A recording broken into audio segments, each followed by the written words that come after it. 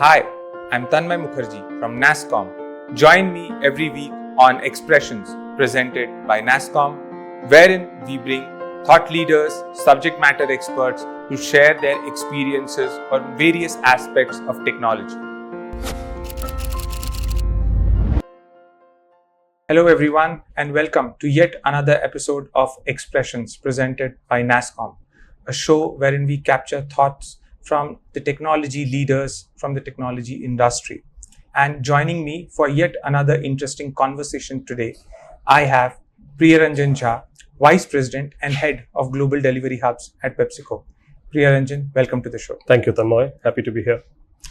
To begin with, let me just ask, in your experience, how have you seen the change in alignment of GCCs from what it was to what it is now?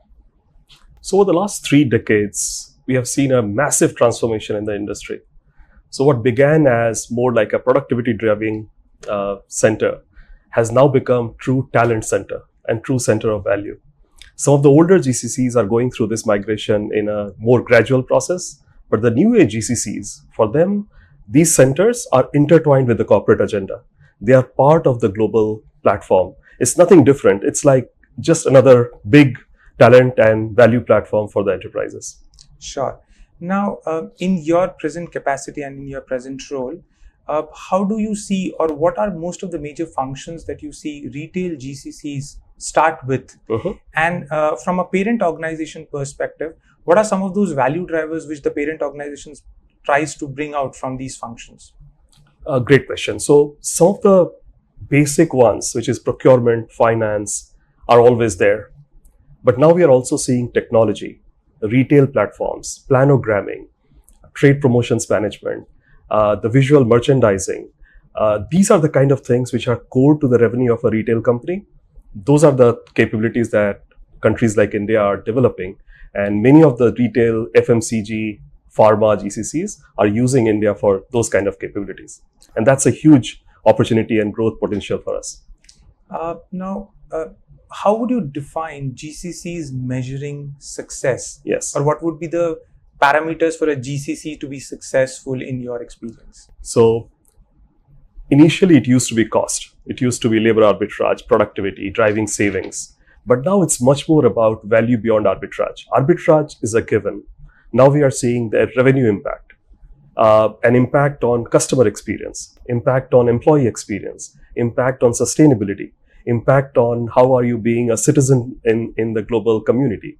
So those are the kind of things which are driving value beyond arbitrage in the GCCs today.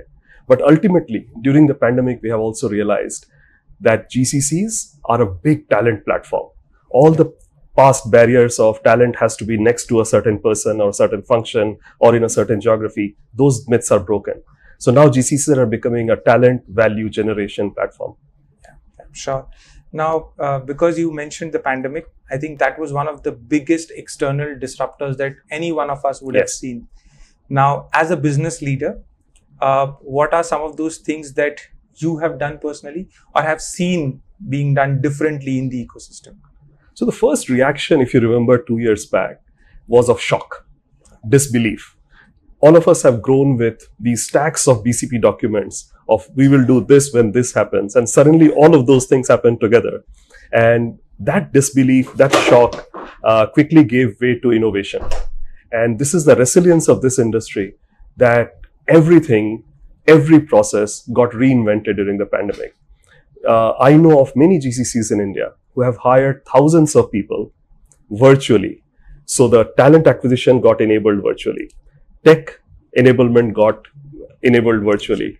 Onboarding, transition, migration of functions, service delivery, everything got enabled virtually.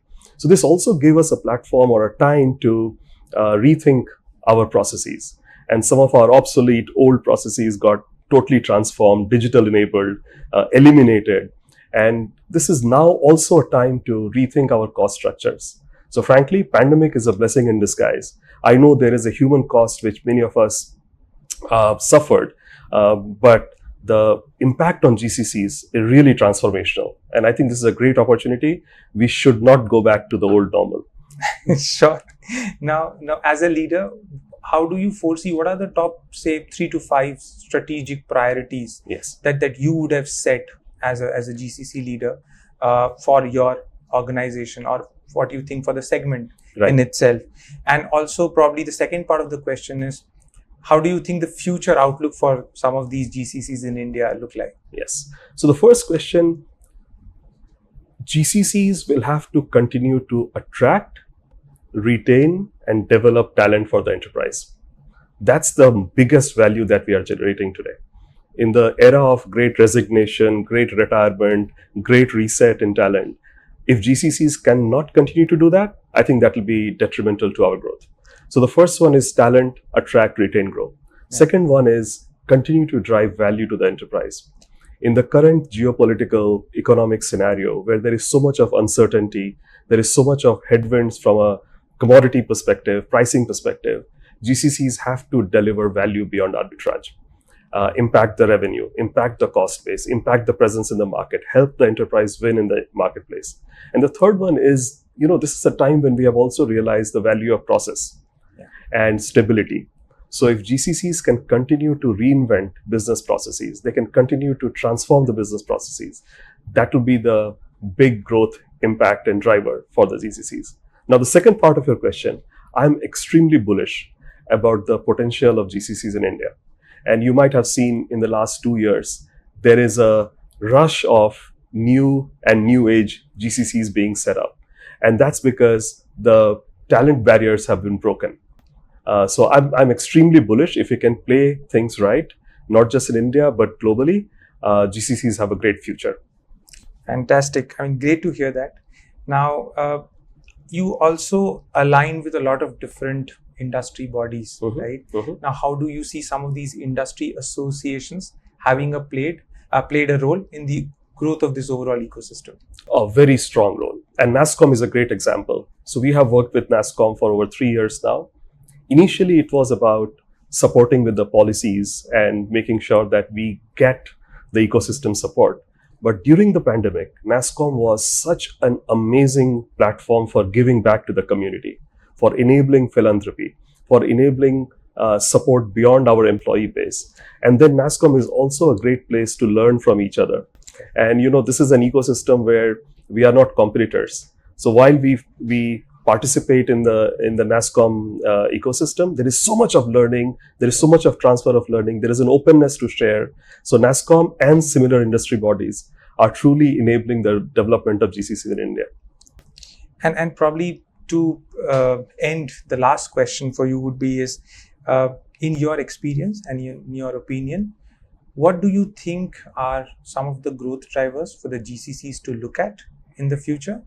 And also some of the challenges which probably you think the ecosystem can get impacted with? Yes. So the opportunities are continue to build the talent base, continue to help us build capabilities, new capabilities, because some of the lower order transactional work is rapidly getting automated. Now we have to deliver value driving work out of India and similar countries. So talent, new capabilities, and also this is about becoming more and more an integrated part of the enterprise. You cannot remain a silo or a delivery center or a black box where work happens. You have to become part of the enterprise. So that's the growth potential. On the challenge side, we need to have a predictable structure and around taxation because the new normal is here. The special economic zones and STPs, which many of us are a part of, they have certain constraints and limitations in the new normal. So that predictability is very, very important. And the second part is talent is going through a reset. People are not willing to come back to the old normal, and rightfully so. So how do you manage the hybrid? Because 2 years back, everybody was in person like you and I are today. And for the last 2 years, everyone was a box on a computer screen. Okay. Now we are doing hybrid. Now in the same meeting, there are some people in the office, some people on the screen. And how do you make collaboration happen? How do you make culture happen? How do you build trust in a hybrid environment? I think this will be a big challenge for us to solve for. True, right. And I hope we are able to help you and contribute in some aspect in resolving some of these challenges. Thank you very much for joining us today for a conversation at Expressions. Hope you enjoyed it as much as I did. And with that, back to you. Subscribe to our channel to get more such informations, more such thought leadership knowledge. And with that, goodbye.